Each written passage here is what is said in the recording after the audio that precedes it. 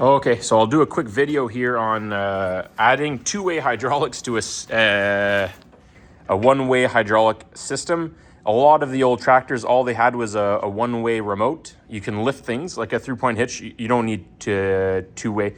So two-way remote would be pressure on both sides. So in and out, you can pressurize both. These here originally would rely on gravity to bring these three-point hitch arms down. And then you just need one side that's pressurized to bring them back up. And all of your implements would be this would work the same way.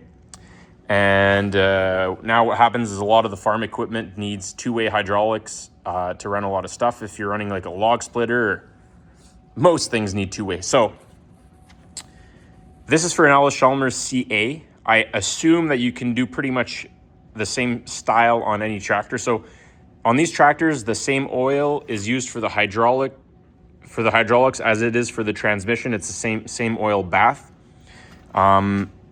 This particular tractor, you need to run the PTO to run this pump, and all I had was an outlet. So this is just a T here. It would be T'd to the cylinders. When you pull the valve, it lifts the cylinders. When you bring it down, just the oil goes back to the tank, but there's no access to the tank from this here. So we have our pressure. So for a two-way system, you're going to have a control valve, and this is an open circuit system where the hydraulic oil is going to be flowing continuously through the valve. And whenever you operate a valve, you're going to close that circuit, and you close the oil going back to the tank, and it's going to be pressurized into the cylinders in either direction that you're going. So pretty simple. Usually you're just going to tie on to where the hydraulic pump feeds your pressure. The issue is, where do you send that oil? Because you're going to send this to the pressure side of this control valve, and then there's a tank side. So the tank side, some models might be better equipped than this one, where it's easy to just put a bung somewhere or send the oil back to the tank. This one, I had to make something up.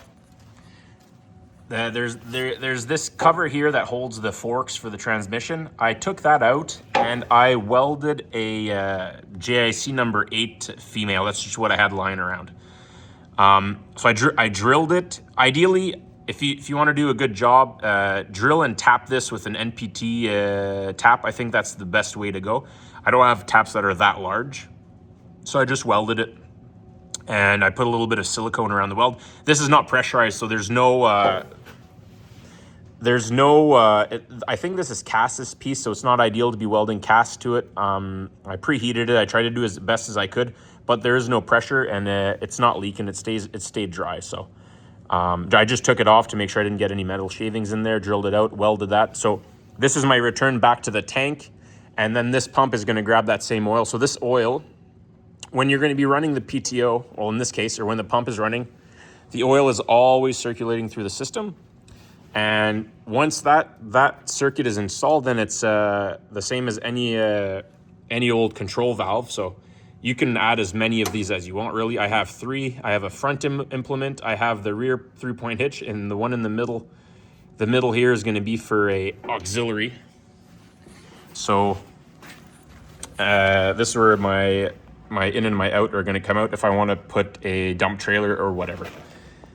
If you guys want to see how I built this, I made a couple of videos on this. Basically, this tractor's been modified a little bit, but I made a box here that holds all of my hydraulic stuff and my electric. There's not a lot of electricity on this tractor, just to start the tractor really, and a couple of lights. But yeah, that's how I set it up here. I just tested it out. It works beautifully.